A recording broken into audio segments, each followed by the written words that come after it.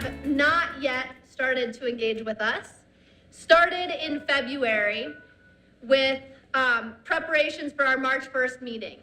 So we had our first public meeting on March 1st. This is the second of 4 community forums. And we also went and reached out to boards and commissions and other groups. And then we have a community satisfaction survey that is on our website right now. So we would encourage you to take that, and I'll talk a little bit more about that later. So after tonight, we will be starting to enter into phase 2. So phase 1 is community education and priority identification. And phase 2 is really collaborative problem solving. So we will have a statistically valid survey that will come out. So if any of you received the Parks and Recreation survey in the mail, the really, really long one, you might be one of the lucky winners to get the statistically valid survey for this process. So it will be a long survey, but we would truly appreciate the 15 minutes it takes for you to sit down, think about the questions that are asked, and submit that back. It's postage paid, so it just takes putting it in the mailbox. So why are we here today? So at council's direction, they have asked staff to coordinate this large-scale public process to ask our community about what you value and what your priorities are. So how we run the operations of the city with your taxpayer dollars. What matters most to you? And as your local government, it's our job to live within our means. And that means spending our money based on the priorities of the community. So why are we here?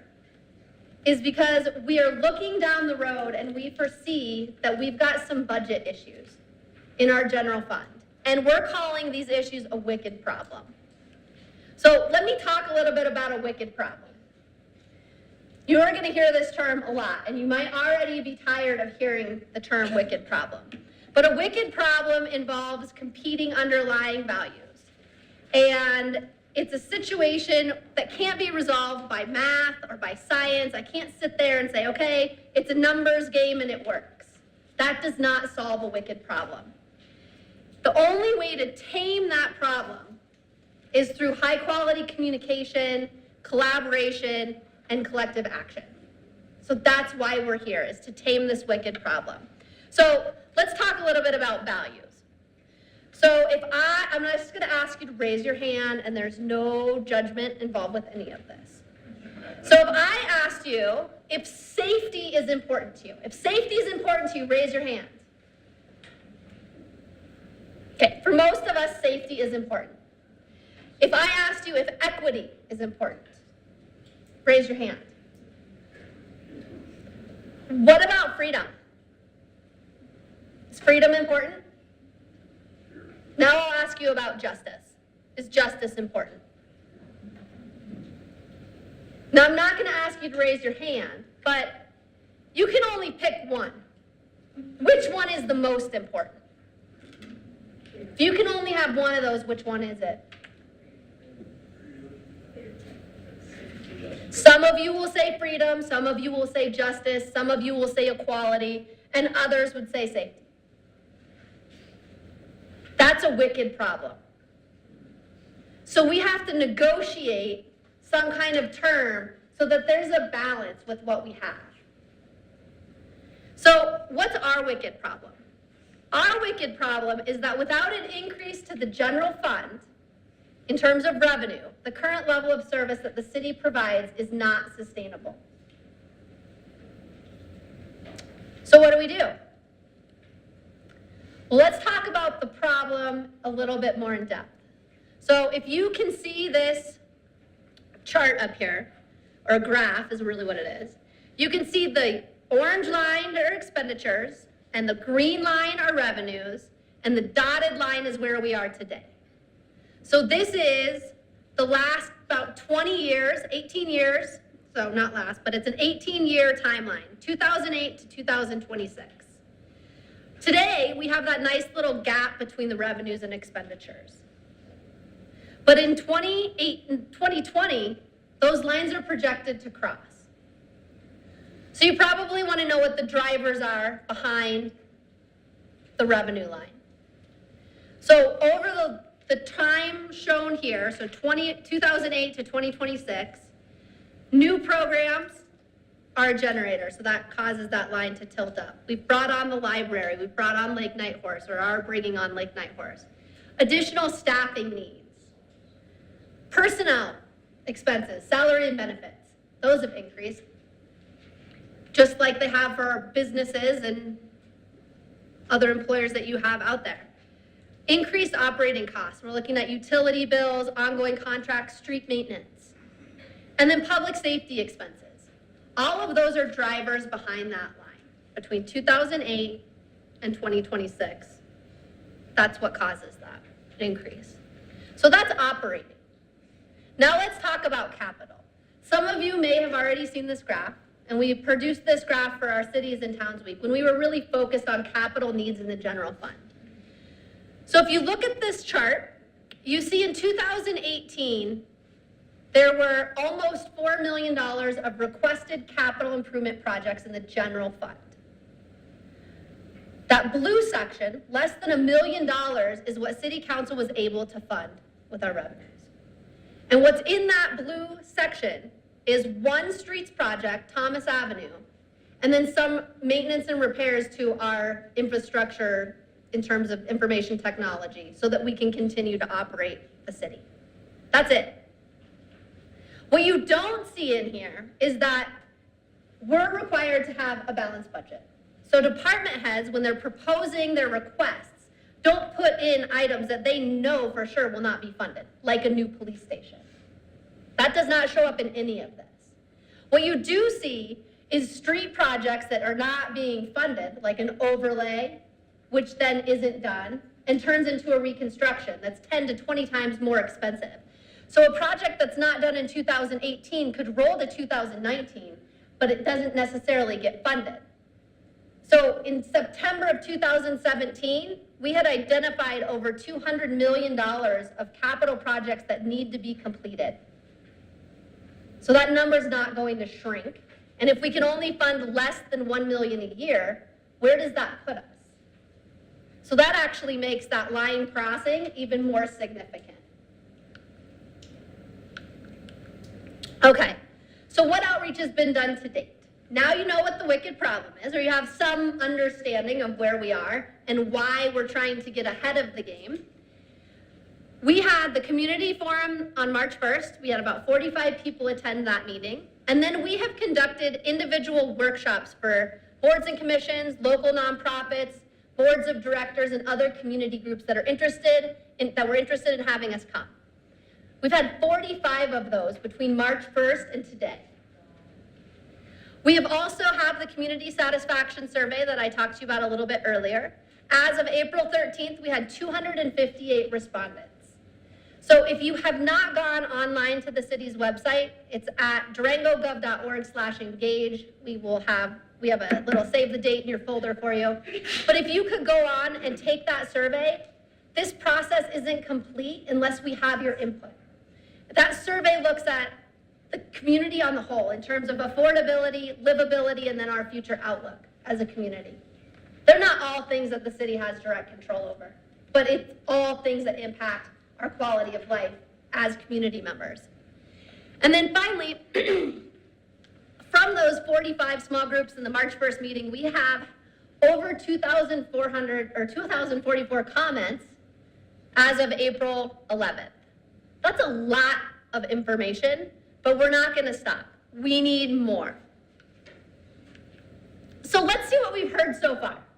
So if you were part of the first meetings and you've taken the first workshop, you knew that we asked you 3 questions. The first question was, what qualities and services make for a great place to live and work? And we're not just talking about Durango, we're talking anywhere you have ever been or your ideal utopian community. What makes for a great place to live and work? What did we hear? We heard things like good roads, great restaurants, safety, shopping opportunities, good drinking water, a livable wage, clean air. So this is a little word bubble. Public art, diversity, family-friendly, schools. So the list goes on. Those are the kinds of things, trails, open space, parks, activities, beautiful scenery. This is not the total list, but these are the ones that popped up most frequently in this word bubble. So then the next thing that we asked you was, okay, we have this wicked problem. We have a couple of choices. We can cut services and programs, so you reduce your expenditures. What would you ask us to reevaluate, reduce, or eliminate? What did we hear?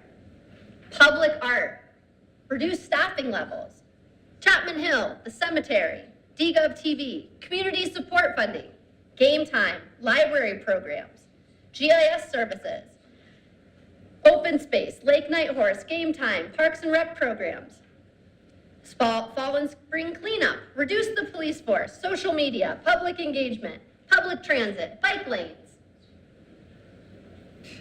Okay, so that's what the public told us they would be willing to cut. Now let's look at the next question. What would you be willing to pay more for? Do you know what we heard?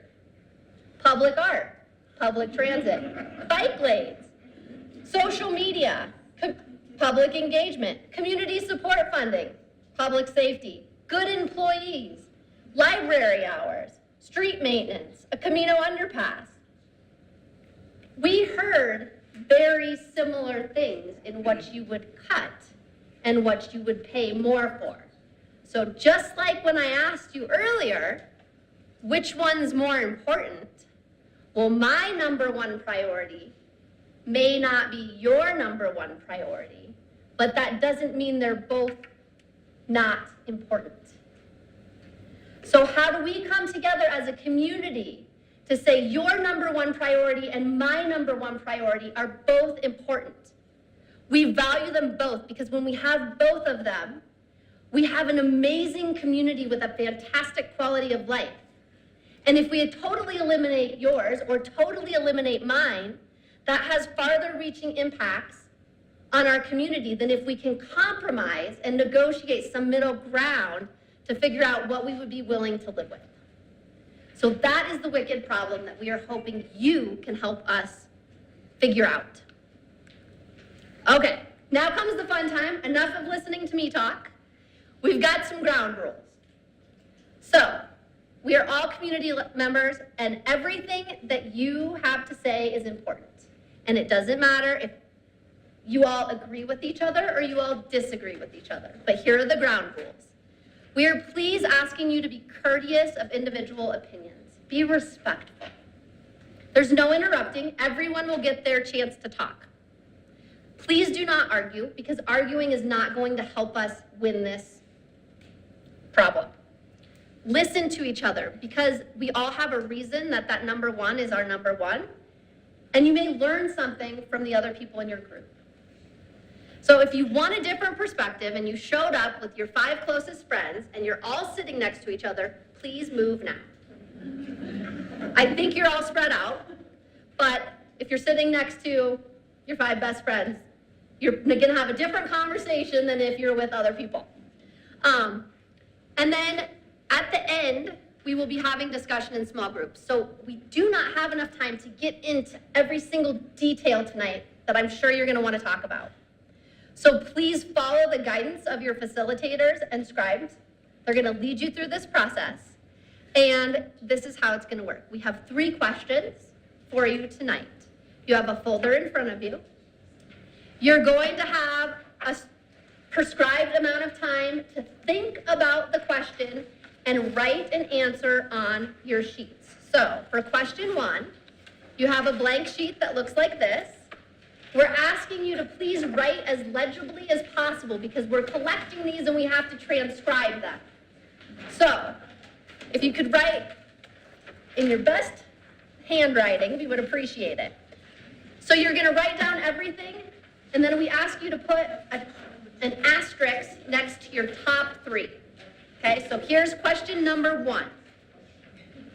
What do you love about living or working in Durango? So what is it about Durango that you absolutely love? And this is kind of the icebreaker to warm you up. And you are going to get 3 minutes. 3 minutes to brain dump onto that page.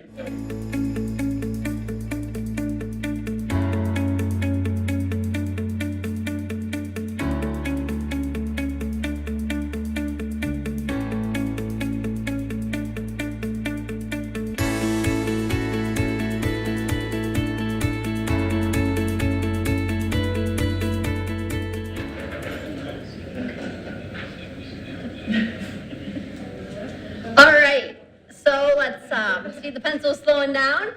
And our facilitators are going to go around the small group and have you report to each other. So what we're going to do is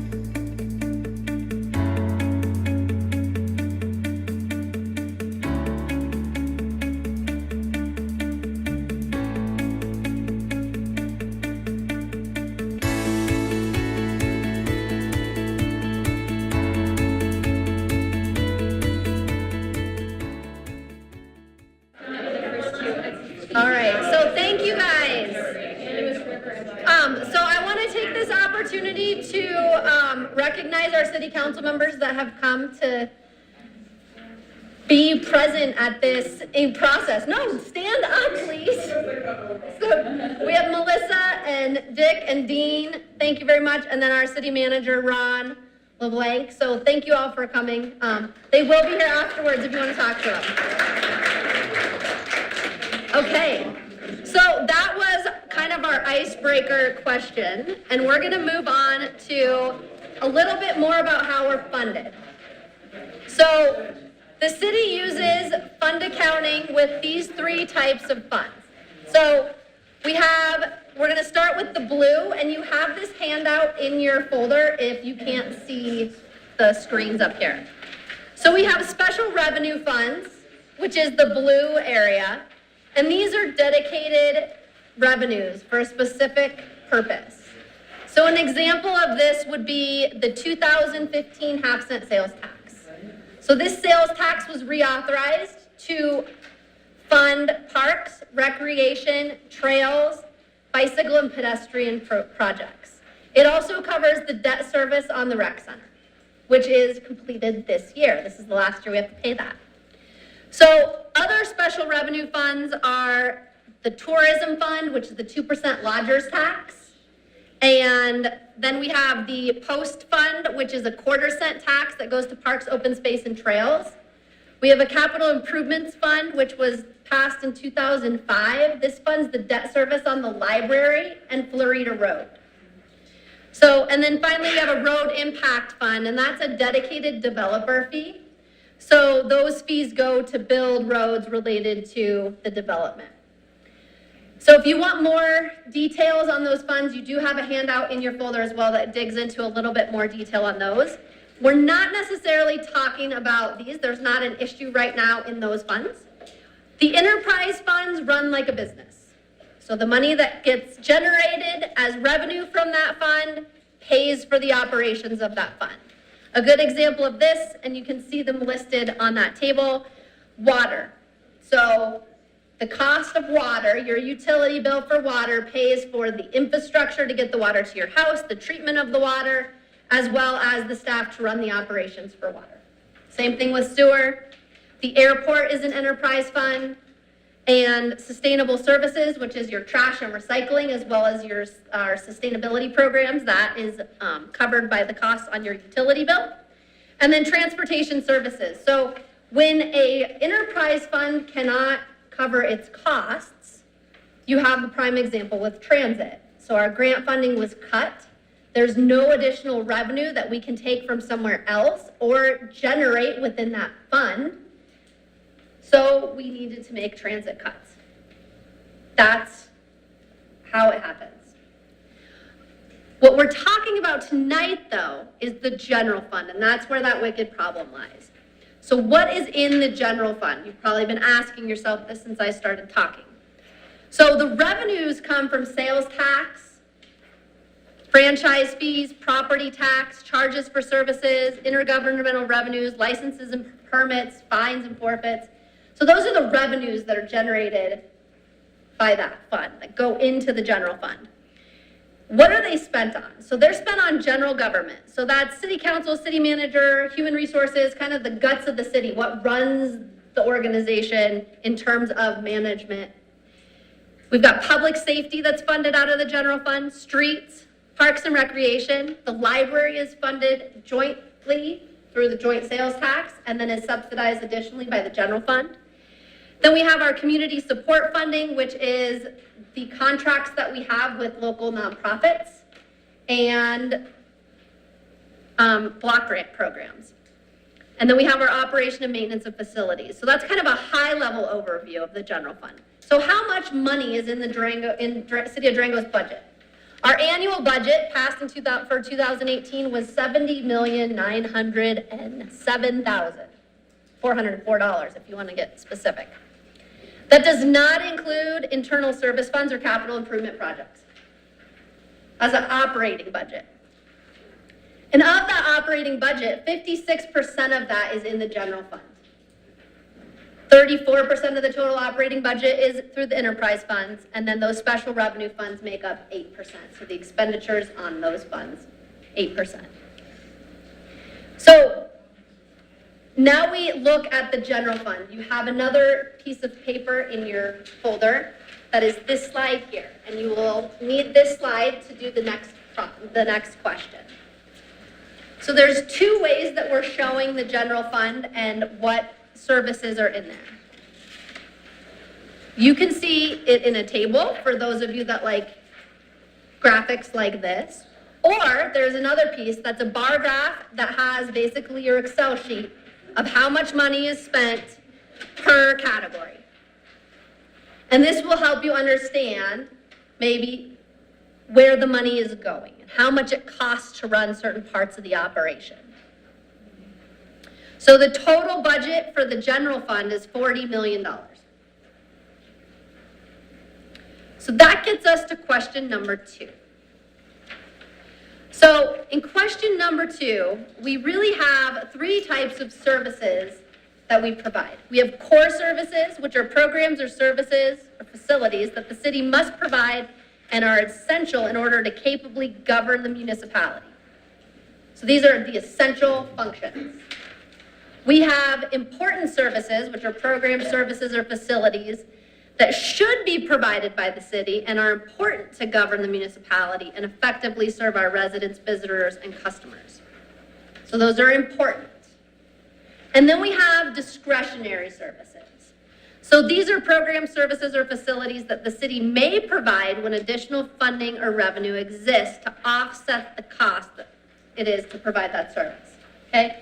So core service, important service, and discretionary service. You have a sheet that looks like this, has little boxes next to each of those items for the general fund. We are asking for your opinion. So it's what you value, what you believe. We're asking you to identify in each of these boxes either a C for core, an I for important, or a D for discretionary. So this is where you prioritize what we do in the general fund.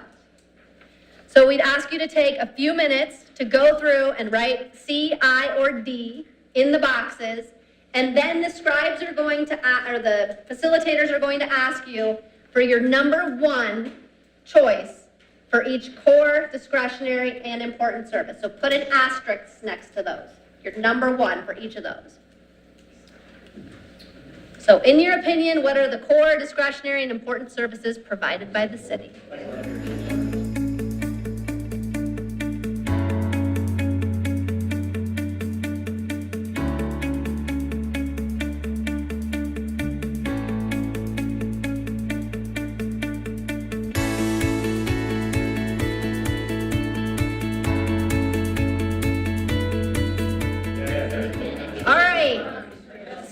We are going to move on. It sounds like there were some really good discussions starting.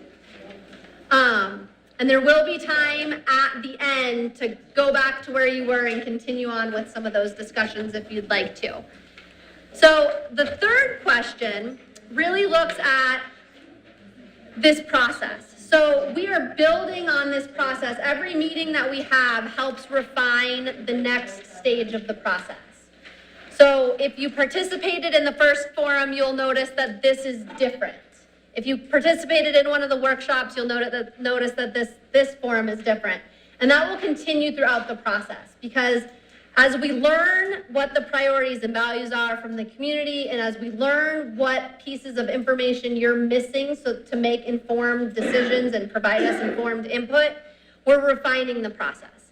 So what we would love to know in this question is, you've got a blank piece that says question 3 in your folder, but it says, what made this workshop productive for you? And then, is there something that you want to know that we did not cover? So if you could take a few minutes to write down what parts of this you found productive, if any, and what things you'd like to know about that we didn't cover, so that hopefully we can move into some of that in the next forum or future small meetings, outreach meetings. So you'll have 4 minutes to write, and then we'll do some reporting out.